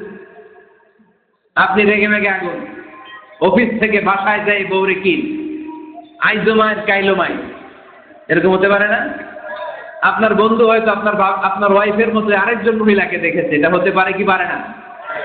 আপনার ওয়াইফকে জিজ্ঞেস করেন নাই, ক্রস চেক করেন নাই, না করে আপনি ঝগড়া মারামারি শুরু করে দিয়েছেন। এই ছোট্ট ঝগড়া থেকে বিচ্ছেদের দিকে, ডিভোর্সের দিকেও যেতে পারে, এরকম আছে না নাই? এরকম অনেক বুড়ি বুড়ি কেস আমাদের কাছে আছে। নিউজ যাচাই না করে, গুজব আর রুমর যাচাই না করে সিদ্ধান্ত নিয়েছে, পরে মাথার মধ্যে চাপড়ায়, নিজের কপালে নিজে চাপড়ায়, এরকম আছে না নাই? তাহলে আল্লাহ তাআলার দেয়া 3 নাম্বার গাইডলাইন হচ্ছে কোন তথ্য শুনেই বিশ্বাস করা যাবে না, আগে যাচাই করতে হবে। আওয়াজ করে বলেন, আগে কি করতে হবে? যাচাই করতে হবে। যাচাই বাছাই ছাড়া আজ থেকে ফেসবুকে আমরা আর কোন নিউজ শেয়ার দিবেন? মনে থাকবে? আরে এগুলাই তো জরুরি ওয়াজ। কবরের ওয়াজ তো অনেক শুনছি, জান্নাত জাহান্নামের ভয় আর জান্নাতের নাজ নেয়ামত তো অনেক শুনেছি। সমাজটারে শান্তিপূর্ণ ভারসাম্যপূর্ণ করার দরকার আছে না নাই? খবর শুনে আমরা বিশ্বাস করি, যাচাই না করে আমরা বলে বেড়াই না। যাচাই না করে নিশ্চিত না হয়ে আজ থেকে কোন নিউজ আমরা ফেসবুকে শেয়ার দিব না। 4 নম্বরে আল্লাহ বললেন, 4 নম্বর গাইডলাইন আল্লাহ দিলেন, ইয়া আইয়ুহাল্লাযীনা আমানু লা ইয়াসখার কওমুম মিন কওম। খবরদার আমার বিশ্বাসী বান্দারা, আমার ইমানদার বান্দারা কেউ কোনোদিন কাউরে ঠাট্টা বিদ্রূপ করে না। সুবহানাল্লাহ পড়েন। মুমিন বান্দা কাউকে ঠাট্টা করতে পারে, বিদ্রূপ করতে পারে না। আমাদের জিহ্বা আছে বলে আমরা যা ইচ্ছা তাই বলতে পারি, কথা বলেন না কেন? আমাদের কান আছে বলে কান দিয়ে আমরা যা মনে চায় তাই শুনতে পারি। যেন কানে শুনি সদা তোমার কালাম, এ খোদা চোখে যেন দেখি শুধু কোরআনের আয়াত। শোনো আমার মুনাজাত, শোনো শোনো ইয়া ইলাহি আমার মুনাজাত, শোনো আমার মুনাজাত। সবাই আওয়াজ করে পড়েন আমিন। লা ইয়াসখার কওমুম মিন কওম। মুমিন বান্দা কখনো অন্য কাউকে ঠাট্টা করবে না।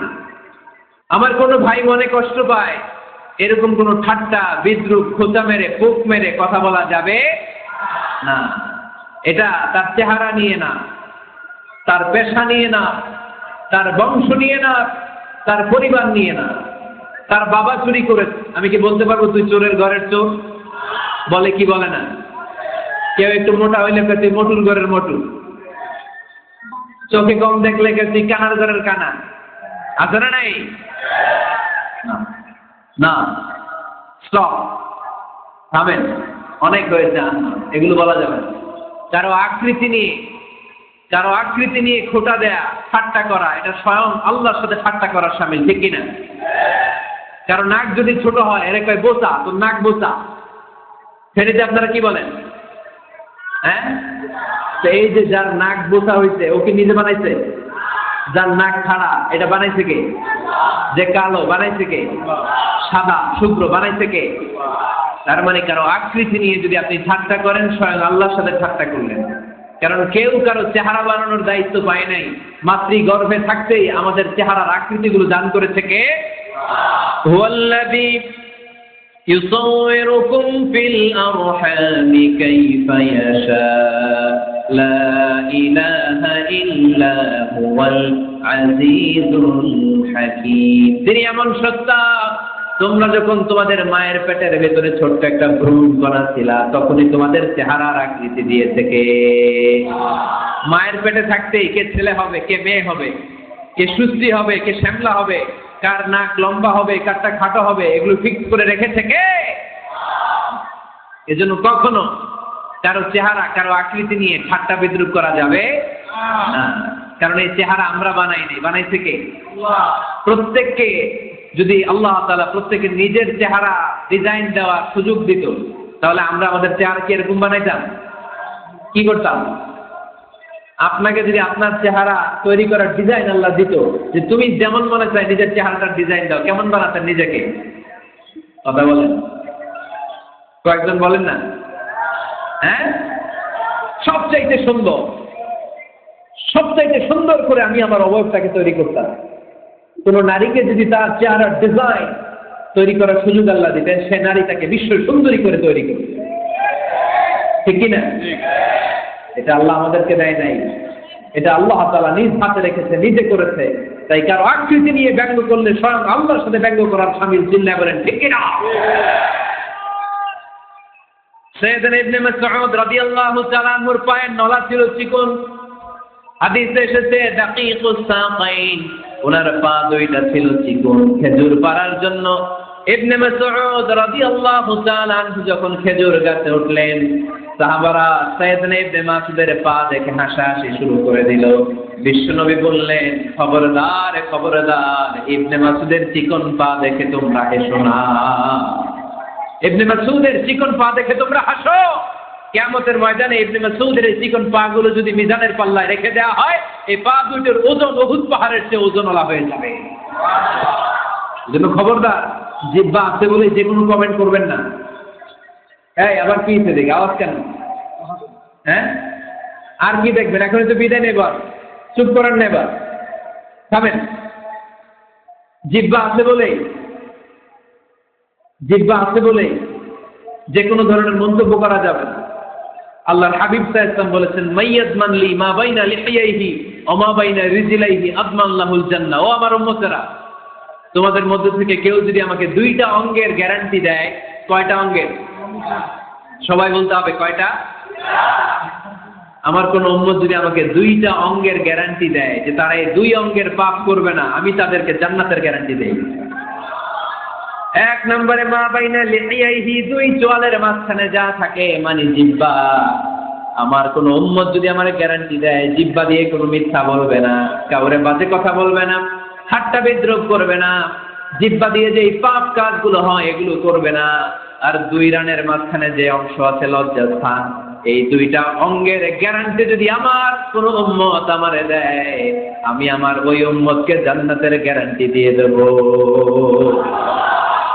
খবরদার ফেনীবাসী, খবরদার, মন চাইলেই যা মনে চাই মুখ দিয়ে বলা যাবে। আমার রাসূল সাল্লাল্লাহু আলাইহি ওয়াসাল্লামের 11 জন স্ত্রী, এর মধ্যে একজন স্ত্রী ছিলেন একটু স্থূল আকৃতির, মানে মোটা। কি ছিলেন জানেন? ওই স্ত্রীর নাম কি? সফিয়া। কি না? সফিয়া বিনতে হুয়াই ইবনে আখতাব। উনি আল্লাহর হাবিব সাল্লাল্লাহু আলাইহি ওয়াসাল্লামের সব স্ত্রীদের মধ্যে থেকে একটু স্থূলকার ছিলেন, একটু ফেটি ছিলেন, মোটা ছিলেন। আম্মা জান আয়েশা একবার ওনার প্রতি রেগে আল্লাহ রাসূল সাল্লাল্লাহু আলাইহি ওয়াসাল্লামের কাছে বিচার দিলেন যে আপনার মুটি বউ, মুটকি বউ। আল্লাহর হাবিব সাল্লাল্লাহু আলাইহি ওয়াসাল্লাম এই কথা শুনে রেগে গেলেন। আয়েশা, এটা তুমি কি বললা? তুমি সফিয়ারে মুটি বলে গালি দিলা। লাকাদ কুনতিলা কালিমাতান লাউ মুসিজাতু লা মাযহাজাতিল বাহর। আয়েশা, তুমি এমন একটা কথা সফিয়ার শানে বলেছো, এই কথাটাকে যদি সাগরের মধ্যে ঢেলে দেওয়া হয়, এই কথাটার তিক্ততা আর পঙ্কিলতা পুরো সাগরের নীল পানিকে মুহূর্তে কালো করে দিবে। এজন্য খবরদার, জিহ্বা সামলান। সাহাবারা রাদিয়াল্লাহু তাআলা আনহু আজমাইন, ওনারা জিহ্বা ধরে মাঝে মাঝে জিহ্বার মধ্যে বাড়ি দিতেন আর কাঁদতেন আর বলতেন, জিহ্বা, তোর কারণে কিয়ামতের দিন আমরা আল্লাহর কাছে ধরা খেয়ে যাব। মুমিন চাইলেই এই মুখ দিয়ে যা মনে চায় বলতে পারে। তাহলে 4 নাম্বার গাইডলাইন হচ্ছে, কোনো বিশ্বাসী বান্দা কখনো অন্য বিশ্বাসী বান্দাকে ঠাট্টা বিদ্রুপ করতে পারবে। 5 নম্বরে আল্লাহ বললেন ওয়ালা তালমিজু আনফুসাকুম, খবরদার অন্যের দোষ খুঁজবা না। ও আমার বিশ্বাসী বান্দারা, নিজের দোষ খোঁজো, অন্যের দোষ খোঁজো না। দেখেন সমাজটারে শান্তিপূর্ণ বানানোর জন্য আল্লাহর পক্ষ থেকে কি সুন্দর মোরাল এন্ড এথিক্যাল ইনস্ট্রাকশন, কি চমৎকার গাইডলাইন। অন্যকে ঠাট্টা করো না। ওয়ালা তালমিজু আনফুসাকুম, নেভার ডিফেম ইচ আদার, একে অপরের দোষ খোঁজো না, নিজের দোষ খোঁজো। কার দোষ খুঁজবেন? আরো জোরে বলতে হবে, কার দোষ খুঁজবেন? অন্যের দোষ খোঁজা যাবে? কিছু লোক আছে দেখবেন সারা দিন চায়ের দোকানে বসে এই বাড়িতে এই সমস্যা, ওই বাড়িতে এই সমস্যা, ওই বাড়িতে এই সমস্যা, তোর বাড়িতে কি সমস্যা? কিছু লোক আছে এই হুজুরের এইটা খারাপ, এই হুজুরের ওইটা ভালো না, এইটা খারাপ, এইটা সমস্যা, এটা সমস্যা, তোর কি সমস্যা? তোর সমস্যা তুই খুঁজে বের কর, নিজের সমস্যা খুঁজে বের কর। যে নিজে নিজের সমালোচনা করতে পারে সেই সর্বাপেক্ষা বুদ্ধিমান। এজন্য খবরদার আমার কলিজার টুকরা যুবক ভাইয়েরা, কখনো কাউকে ব্যঙ্গ করে, বিদ্রুপ করে, ছোট করে কোনো মন্তব্য করা যাবে না। কখনো অন্যের দোষ খোঁজা যাবে না। দোষ আমরা খুঁজবো, নিজের দোষ, ঠিক কিনা? দোষ আমরা খুঁজবো, কার দোষ? চিল্লায় বলতে হবে, কার দোষ? নিজের দোষ খুঁজতে হবে। যারা নিচু মনের মানুষ, এরা মানুষের দোষ নিয়ে কথা বলে। Small people talk about people, average people talk about things and stories, and great people talk about ideas. যারা নিচু মনের মানুষ, এরা মানুষের দোষ নিয়ে কথা বলে। যারা মাঝারি ধরনের মানুষ, এরা এলাকার ঘটনা বিভিন্ন বিষয় নিয়ে কথা বলে। আর যারা বড় মনের মানুষ, এরা আইডিয়া নিয়ে কথা বলে। তারা তাদের আইডিয়াকে কাজে লাগিয়ে সমাজটারে পাল্টে দিতে চায়। যুগ জামানা পাল্টে দিতে চাই না অনেকজন, এক মানুষই আনতে পারে জাতির জাগরণ। এক মানুষই বিপদকালে বাঁচায় কাফেলায়, ক্ষুদ্র ডিঙ্গি বাঁচায় জাহাজ অসীম দরিয়ায়।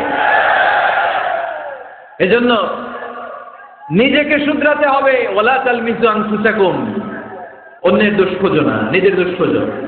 তাহলে ফেনীবাসীরা, এই হোক আমাদের স্লোগান, আমরা নিজেদের দোষ খুঁজবো বেশি, অন্য কারো দোষ কখনো খুঁজবো। আপনি নিজে ঠিক হয়ে যান, দুনিয়া এমনি ঠিক হয়ে যাবে। নিজে ঠিক, দুনিয়া ঠিক। নিজেকে শুধরান। অন্যের দোষ দেখে তো আমার লাভ নাই। ও কি করছে এটা ও জবাব দিবে, আমি কি করেছি আল্লাহর সুপ্রিম কোর্টের কাঠ গড়ায় সেদিন আমাকে জবাব দিতে হবে। চিল্লায় বলো ঠিক কিনা? এজন্য অন্যের দোষ যেন আমরা না খুঁজি, নিজেকে যেন পরিবর্তন করি। পরিবর্তন করতে রাজি আছি তো সবাই? পরিবর্তনের অগ্রনায়ক হতে রাজি আছি তো সবাই? সিদ্ধান্ত নিতে হবে, শক্ত সিদ্ধান্ত। দাঁড়াতে হবে, সৈনিকের মতো দাঁড়াতে হবে, ঠিক কিনা?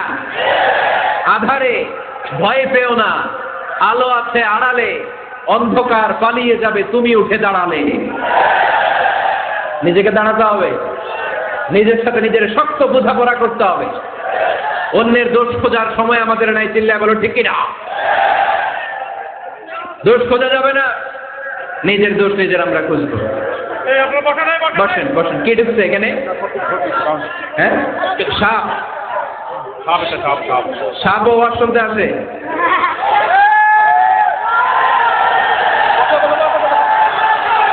মাশাআল্লাহ। এখানে শ্রোতা হিসেবে আছে বীর মুজাহিদ, মেরে ফেলছে এটারে। ঠিক আছে ঠিক আছে ঠিক আছে, বসেন।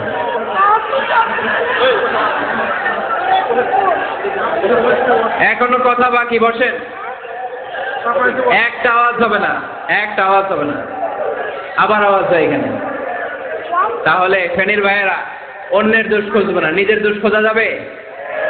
যাবে যাবে? ক্লান্ত হয়ে গেছেন? কষ্ট হচ্ছে? তারপরে 7 নম্বরে আল্লাহ বললেন ওয়ালা তানাবাযু বিল আলকাব, ওয়ালা তানাবাযু বিল আলকাব। এই ছেলেরা, আমি এখনই উঠে যাব, বিদায় নিচ্ছি, বসো। বসেন ভাই, বসেন। এগুলো অনেক জরুরি কথা, মনোযোগ দিয়ে শুনেন। ওয়ালা তানাবাজু বিল আলকাব, মানুষকে মন্দ নামে ডেকো না। অনেকের নাম চেঞ্জ করে ডাকি, আছে না নাই? না, আমার কলিজার টুকরা ফেনীর ভাইয়েরা, আজ থেকে কখনো কারো নাম চেঞ্জ করে আমরা ডাকবো না। যে নামে তাকে ডাকলে সে খুশি, আমরা ওই নামে ডাকবো। পারবো তো? কারণ প্রত্যেকের নামটা প্রত্যেকের কাছে বড্ড দামি, প্রত্যেকের নামটা প্রত্যেকের কাছে বড্ড প্রিয়। আপনার নাম কি? লিটন ভাই, মাহবুল হক লিটন ভাই। আপনার কাছে মনে হইতে পারে আরে লিটন একটা নাম হইলো, তো কত আছে আমাদের এলাকায়। না, এলাকায় অনেক আছে ঠিক, কিন্তু লিটন ভাইয়ের কাছে লিটন নামটা খুব আদরের, যত্নের, ঠিক কিনা? আমার নাম কি? আমার নাম মিজান। আরে মিজান একটা নাম হইলো নাকি? কত নাম আছে মিজান, এলাকার সিপাই বইরা আছে। এটা ঠিক, অনেক নাম আছে মিজান নামে, কিন্তু যেহেতু এটা আমার নাম, আমার কাছে এই নামটা বড় দরদের, বড় যত্নের, বড় আদরের। কারণ এই নামটা আমার পরিচয় বহন করে। ভাইয়ের নাম কি? স্বপন। স্বপন ভাই এলাকায় অনেক আছে না? তো সিম্পল একটা নাম, কিন্তু না, স্বপন মিয়াজি ভাইয়ের কাছে এটা সিম্পল না। এই নামটা ওনার কাছে বড় যত্নের। মানুষ তার নাম খুব পছন্দ করে নিজের নামের, কারণ দেখবেন কাগজ আর কলম পাইলে সবাই নিজের নাম লেখে, খালি নিজের নামের সিগনেচার দেয়, আপনারা নাই? এরপরে দেখবেন যে কক্সবাজারে গেলে সাগরের তীরে বালু পাইলেই বালুর মধ্যে নিজের নাম লেখে, আবার ওই নামের পাশ দিয়ে লাভও আঁকে, আপনারা নাই? আমি অনেক দেখেছি, সাগর পারে গেলেই মানুষের মন উথাল পাতাল করে। তো সাগরের বালিতে নিজের নামটা বড় করে লেখে চারদিক দিয়ে লাভ, মানে এই নামটারে আমি লাভ করি। এটা প্রমাণ করে প্রত্যেকে নিজের নামটারে বড্ড বেশি ভালোবাসে, ঠিক কিনা? এজন্য ফেনীর সোনার টুকরারা, খবরদার বন্ধুরা, নিজেরা যেন একে অপরকে এমন নামে না ডাকি যে নাম শুনলে সে কষ্ট পায়। আজ থেকে কোনো বাজে নামে কাউরে ডাকা যাবে? আব্বা আম্মা আদর করে কত সুন্দর নাম রেখেছে, আবু বকর, ওরে সবাই ডাকে বকইরা, কপাল পোড়া।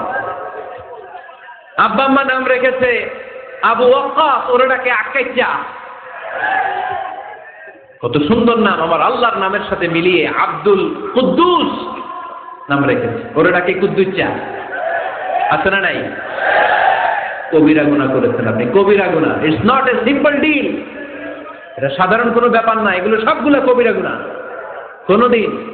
কোনোদিন কাউকে ঠাট্টা বিদ্রুপ করে কিছু বলবো না, কখনো অন্যের দোষ খুঁজবো না, কারো নাম বিকৃত করে কোনোদিন কারো মনে কষ্ট দিব না, ঠিক কিনা? এরপর 8 নম্বরে আল্লাহ বললেন, ইয়া আইয়ুহাল্লাযীনা আমানু ইজতানিবু কাসীরাম মিনায-যন্নি ইন্না বা'দায-যন্নি। অবিশ্বাসীরা খবরদার, অনুমান আন্দাজ নির্ভর কোনো কথা বলবে না, যেটা বলবে নিশ্চিত হয়ে বলবে। কার কথা? অনুমান নির্ভর কোনো কথা, আন্দাজ নির্ভর কোনো কথা কোনো মুমিন বলতে পারে? আমার কথা বোঝা যায়? হ্যাঁ, ফেনীবাসী কথা বোঝা যায়? ফেনী না হেনি? হ্যাঁ, আর বাড়ি হেনি, আইসাই রেণি। আপনারা কি ডাকেন, ফেনী না হেনি? ফেনী। মাশাআল্লাহ, মাশাআল্লাহ, খুব সচেতন ফেনীবাসী। দেখছেন আপনাদের জেলা নিয়ে কিছু বললে খারাপ লাগে না? লাগে। তো নোয়াখালী করে গালি দিয়েন না, চিটাঙ্গারে গালি দিয়েন না, কুমিল্লাবাসীদেরকে গালি দিয়েন না। আমার 64 জেলায় সুজলা সুফলা শস্য শ্যামলা, ঠিক কিনা?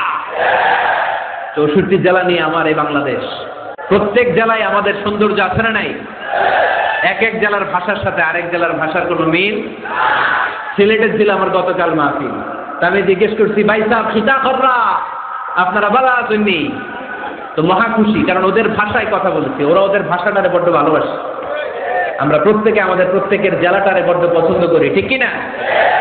এই জিতানিবু কাসীরাম মিনায-যন্নি, আন্দাজ অনুমান নির্ভর কথা মুমিন কখনো বলতে পারে? এজন্য আল্লাহর হাবিব বললেন, ইয়াকুম ওয়ায-যন্ন ফাইন্নায-যন্না কাযাবুল হাদিস। খবরদার, তোমাদের উচিত আন্দাজ অনুমান নির্ভর কথা থেকে বেঁচে থাকা, কেননা অনুমান করে কথা বললে পাপ হয়। অনুমান করে কথা বললে কি হয়? আজকে থেকে আমার ফেনীর সোনার টুকরারা অনুমান করে আন্দাজে কোনো কথা বলবো আমরা?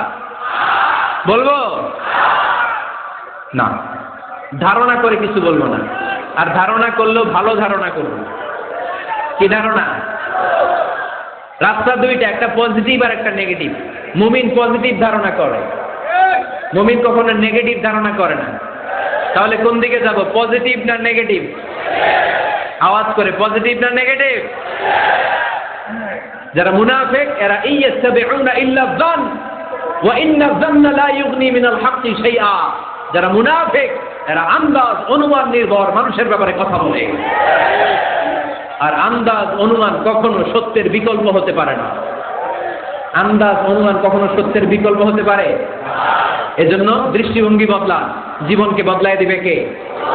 আমরা কখনো কোনো নেগেটিভ কথা বলবো না, অলওয়েজ পজিটিভ। অলওয়েজ কি? এই যে আমার হাতে কি দেখা যায়? পানির বোতল, তাই না? এখানে অর্ধেক পানি ভরা। কাউকে যদি প্রশ্ন করি, ভাই কি দেখতে পাচ্ছেন, একদল বলবে এখানে অর্ধেক বোতল খালি দেখা যায়। উত্তরটা সঠিক, আসলে বোতলের অর্ধেক খালি। আবার এদিকে আরেকজনকে বললাম, ভাই এখানে কি দেখা যায়, বলবে হুজুর বোতলের অর্ধেক পানি ভরা। এটাও সঠিক উত্তর। প্রথমটা ছিল নেগেটিভ উত্তর, দ্বিতীয়টা পজিটিভ উত্তর, ঠিক কিনা? যারা সবসময় নেগেটিভ চিন্তা করে এরা খালি জায়গাটা দেখে যে পানি নাই, আর যারা সবসময় পজিটিভ চিন্তা করে এরা পানি যে ভর্তি অর্ধেক ওইটা দেখছে। আমরা নেগেটিভের দিকে যাব না, মুসলমান থাকবে সব সময় always positive, come back positive, not go back negative. চিল্লায় বলতে হবে, ঠিক কিনা? কখনো আন্দাজ অনুমান নির্ভর আমরা কিছু বলবো না।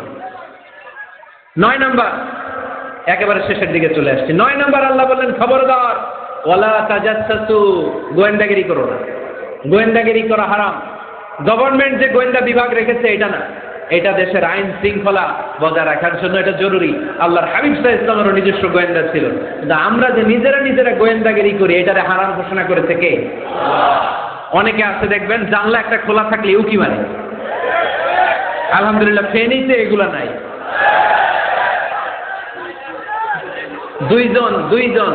দুইজন ওদিকে কি যেন বলতেছে, উনি আড়ি পেতে কথা শুনে। আছে না নাই? ছিদ্র একটা থাকলে উকি মারে। আছে না নাই? খবরদার ওয়ালা তাজাসসু, গোয়েন্দাগিরি করো না। কখনো কোনোদিন কারো পারমিশন ছাড়া মোবাইলের গ্যালারি চেক করবেন না। কখনো কারো পারমিশন ছাড়া তার ফেসবুকের মেসেঞ্জারে কে কার সাথে চ্যাটিং করে সেটা করা যাবে না। কখনো কারো পারমিশন ছাড়া তার মেইলের ইনবক্স খুলে দেখা যাবে না। কখনো কারো পারমিশন ছাড়া কারো ব্যক্তিগত চিঠি পড়া যাবে না। দিস ইজ ইসলাম, এটাই ইসলাম। আমরা ইসলামকে শুধু নামাজ আর রোজা আর জিকির আর এই দাড়ির মধ্যে সীমাবদ্ধ করেছি। প্রত্যেকের একটা প্রাইভেসি আছে না নাই? Everyone has privacy and no one should interfere in his privacy or in her privacy. প্রত্যেকের একটা প্রাইভেসি আছে না নাই? মানুষ ছোট হলেও তার একটা সম্মান আছে না নাই? এজন্য ছোট্ট বাচ্চাদেরকে কখনো প্যান্ট খুলতে বলবেন না। অনেকে বলে, আরে ছোট মানুষ, খোল, আরে তুই খোল, এই খোল তো। আছে না নাই? ওরও প্রেস্টিজ আছে, ওরও সম্মান আছে। খবরদার, everyone has a personal space and no one should interfere someone's personal space. কারো পার্সোনাল স্পেসে যেন আমরা নাক না গলাই। অনেকের বদ স্বভাব ফ্যামিলি ম্যাটার নিয়ে, প্রাইভেট ম্যাটার নিয়ে কথা বলে। ভাই কি চাকরি করেন? সরকারি না বেসরকারি? সরকারি। বেতন কত? ওনার বেতন কত? এটা দিয়ে আপনার কি লাভ? ঠিক কিনা? মানুষেরটা দেখলি, ভাই বয়স কত, ভাই বেতন কত? ফার্স্ট ইমপ্রেশনে, ফার্স্ট যখন আপনি কারোর সাথে দেখা করবেন, বেতন কত, বয়স কত, এগুলো জিজ্ঞেস করা যাবে? কেউ যখন কারো ঘনিষ্ঠ হয়, বন্ধুতে রূপান্তরিত হয়, তখন এই কথাগুলো। কিন্তু শুরুতেই প্রাইভেট ম্যাটার নিয়ে, পার্সোনাল ম্যাটার নিয়ে খোঁচাখুচি করা যাবে। ওয়ালা তাজাসসু, গোয়েন্দাগিরি করো না। গোয়েন্দাগিরি করাকে হারাম ঘোষণা করেছে কে? শেষ কথা বলি, 10 নম্বরে আল্লাহ বললেন, 10 নম্বরে রব্বুল আলামিন বললেন, ওয়ালা ইয়াগতাব বা'দুকুম বা'দা আইয়ুহিব্বু আহাদুকুম আন ইয়াকুলা লাহমা আখিহি মাইতান ফাকারিহতুম। খবরদার কেউ কারো গীবত করো না। কি করো না? একে অপরের গীবত করো না। ব্যাক বাইটিং, চগল করি। আলহামদুলিল্লাহ ফেনীতে এগুলো নাই। চায়ের দোকানে বসে এর কথা ওর কানে, ওর কথা ওর কানে বইলা সমাজে একটা গিরিঙ্গি লাগে, আছে না নাই? আল্লাহর হাবিব বললেন, আতাদরুনা মাল গীবা, গীবত কারে বলে জানো নাকি? সাহাবীরা বললেন, আল্লাহু ওয়া রাসূলুহু আ'লামু, আল্লাহ আল্লাহর রাসূল ভালো জানেন। বিশ্বনবী বললেন, যিকরুকা আখাকা বিমা ইয়াকরাহু, তোমার কোন ভাইয়ের অনুপস্থিতিতে তার ব্যাপারে এমন কোন কথা বলা যেই কথা শুনলে সে মনে কষ্ট পাবে। গীবত কারে বলে বুঝছেন? আপনার ভাইয়ের অনুপস্থিতিতে আপনার ভাইয়ের ব্যাপারে এমন কোন কথা বললেন যেটা শুনলে সে মনে কষ্ট পাবে। এক সাহাবী বললেন, আফারাইতা ইন কানা ফি আখি মা আকুল, নবী আমি আমার ভাইয়ের ব্যাপারে যেটা বলছি এটা যদি সত্যিই হয়, তার মধ্যে যদি আসলেই এই সমস্যা থাকে, তাইলে? আল্লাহর হাবিব বললেন, আরে তাইলেই তো গীবত। আর যদি তোমার ভাইয়ের মধ্যে এই দোষ না থাকে, বানায় বলো, তাহলে এটা গীবত না, গীবতের চেয়ে ভয়ঙ্কর। ফাকাদ বাহাতাহু, এটার নাম বহতান আর মিথ্যা অপবাদ। চিল্লায় বলেন ঠিক কিনা? কোন মুমিন গীবত করতে পারে? গীবত করার মৃত ভাইয়ের পচা গোশত খাওয়ার সমান। কোন মুমিন কখনো গীবত করতে পারে? এখন হালাল পন্থায় গীবত চলে আমাদের দেশে। কিভাবে জানেন? কথা শুরু করে এইভাবে, কথা বললে তো গীবত হয়ে যায়, বললে তো গীবত হয়ে যায়, তারপরেও বলি একটু, আছে না নাই? হালাল পন্থায় গীবত কি কমু ভাইজান, বললে তো গীবত হয়ে যায়। হালাল করতেছে এটা, হালাল হালাল হালাল না, বললে যদি গীবত হয়ে যায় তো বলবেন কেন? থামেন। কোন মুমিন কখনো গীবত করতে পারে? মেরাজের রাতে আল্লাহর হাবিব সাল্লাল্লাহু আলাইহি ওয়াসাল্লাম দেখলেন কিছু লোক লাহুম আযফারুম মিন নুহাস, তামার আগুন দিয়ে নখ বানানো, নখর ধারালো, ইয়াকদাশুনা বিহি উজুহাহুম ওয়া সুদুরাহুম, তারা তাদের নখ দিয়ে জাহান্নামে নিজের গালের গোশতগুলো, বুকের গোশতগুলো ছিঁড়ে ছিঁড়ে খাচ্ছে, আর তাদের ব্যথা যন্ত্রণা দেখে পুরো জাহান্নামের অন্য লোকরা থারথার করে কাঁপছে। আল্লাহর হাবিব বললেন, ইয়া জিবরিল মান হুম মান হাউলা, এরা কারা? সাইয়েদনা জিবরিল বললেন, হুম আহলুল গীবাতি মিন উম্মাতিক, এরা আপনার উম্মতের মধ্যে চায়ের দোকানে বসে বসে যারা গীবত করেছিল তারা। এজন্য কোন মুমিন গীবত করতে পারবে না। অন্যের গীবত আমরা করবো না, দোষ খুঁজলে নিজের দোষ খুঁজবো। এই 10টা গাইডলাইন এই ফেনী জেলায় যদি কালকে থেকে ইমপ্লিমেন্ট হয়, আপনাদের কি মনে হয় ফেনীর কোনো এলাকাতে, কোনো থানাতে মারামারি, বিশৃঙ্খলা এগুলো থাকবে? থাকবে? সব শেষে আল্লাহ তাআলা আমাদেরকে ঐক্যবদ্ধ হওয়ার কথা বললেন। আল্লাহ 5 বার বিশ্বাসীদেরকে ডাক দিলেন, 6ষ্ঠবারে আল্লাহ দুনিয়ার সবাইরে ডাক দিলেন, আস্তিক নাস্তিক হিন্দু বৌদ্ধ এদেরকে ডেকে আল্লাহ শেষ করলেন। শেষ কথা শুনতে মনে চায়? এতক্ষণ আল্লাহ বলছে ইয়া আইয়ুহাল্লাযীনা আমানু, এর মানে কি? ওহে ঈমানদারগণ। এবার আল্লাহ ডাক দিছে ইয়া আইয়ুহান নাস, এবার আল্লাহ কি বলে ডাক দিছে? আওয়াজ করে বলতে হবে, কি বলে? এবার আল্লাহ বললেন, ইয়া আইয়ুহান নাস ইন্না খালাকনাকুম মিন যাকারিন ওয়া উনসা وجعلناكم شعوبا وقبائل لتعارفوا إن أكرمكم عند الله أتقاكم। পড়েন সুবহানাল্লাহ। আল্লাহ ডেকে বললেন, ইন্না খালাকনাকুম মিন যাকারিন ওয়া উনসা, ও বিশ্বাসীরা, এটা বলে ডাকে নাই, ও মানব সকল, নিশ্চয় আমি তোমাদেরকে এক নারী আর এক পুরুষ থেকে তৈরি করেছি। ওই পুরুষের নাম কি? ফেনীবাসী আওয়াজ করে বলেন, আদম আলাইহিস সালাম। আর ওই নারীটার নাম কি? এই দুইজন থেকে গোটা পৃথিবী। তার মানে আসলে আমরা সব এক। আসলে কি? সব এক। নাস্তিকও আমার ভাই, হিন্দুও আমার ভাই, বৌদ্ধ খ্রিস্টানটাও আমার ভাই। ভ্রাতৃত্ব 3 ধরনের। একটা হচ্ছে মায়ের পেটের ভাই, এটাকে আরবিতে বলে আল উখুওয়া আন-নাসাবিয়্যা, মায়ের পেটের ভাই, উনি আমার মায়ের পেটের ভাই। আরেকটা আছে আল উখুওয়া দ্বীনিয়া, দ্বীনি ভাই। এই যে আমরা সবাই এখানে একে অপরের কি ভাই? দ্বীনি ভাই। 3 নম্বরে হচ্ছে আল উখুওয়া আল ইনসানিয়া, মানবতার দিক থেকে ভাই। সে দৃষ্টিকোণ থেকে হিন্দু আমার ভাই, বৌদ্ধ আমার ভাই, কারণ সেও মানুষ আমিও মানুষ। আমাদের সবার বাবার নাম কি? কথা কয় না। আদম আলাইহিস সালাম। সবার মায়ের নাম কি দেখছেন? আমরা সবাই এক, সবাই এক। বিভেদের প্রাচীর আর বৃত্ত আমরা বানিয়েছি। ইসলাম ধর্ম, বর্ণ, জাতীয়তাবাদ এগুলোর বাইরে যে এক বিশাল ব্রড মাইন্ডেড রিলিজিয়ন, যেখানে আলাদা আলাদা বৃত্ত টানে নাই। আমরা ধর্ম, বর্ণ, ভাষা, জাতীয়তা এগুলোকে সামনে এনে আলাদা আলাদা পরিচয়ের বৃত্ত বানিয়েছি। আমরা বানিয়েছি শ্বেতাঙ্গ আর কৃষ্ণাঙ্গের পার্থক্য। আমরা করেছি আরব অনারবের বিভাজন। আমরা করেছি ব্রাহ্মণ আর শূদ্রের জাত প্রথা। ইসলামে কোনো জাত প্রথা নাই, শ্বেতাঙ্গ কৃষ্ণাঙ্গের পার্থক্য নাই, প্রেসিডেন্ট কুলিওয়ালা ঠেলাওয়ালার কোনো পার্থক্য আল্লাহর সামনে নাই। চিল্লায় বলো ঠিক কিনা? যার প্রমাণ, প্রেসিডেন্ট যখন নামাজে দাঁড়ায় তার পাশে রিক্সাওয়ালাও নামাজে দাঁড়ায়, তার পাশে শিক্ষকও নামাজে দাঁড়ায়, তার পাশে ব্যবসায়ী ভাই নামাজে দাঁড়ায়, তার পাশে ছোট্ট ছেলেটাও নামাজে দাঁড়ায়। আল্লাহর সামনে গোটা সব বিশ্বের মানুষগুলোরে এক কাতারে দাঁড় করিয়ে দিয়ে থেকে কোনো পার্থক্য নাই।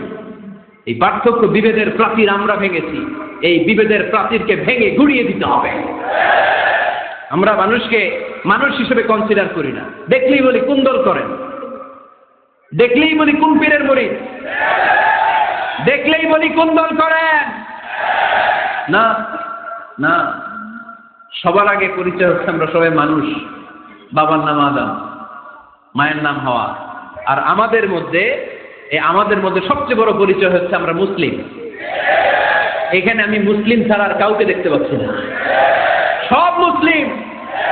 আমার কাছে পীরের মুরিদ নাই, তাবলীগের ভাই নাই, জামাত ইসলাম নাই, শাসনতন্ত্র নাই, ঐক্যজোট নাই, বিএনপি নাই, আওয়ামী লীগ নাই, কিচ্ছু নাই।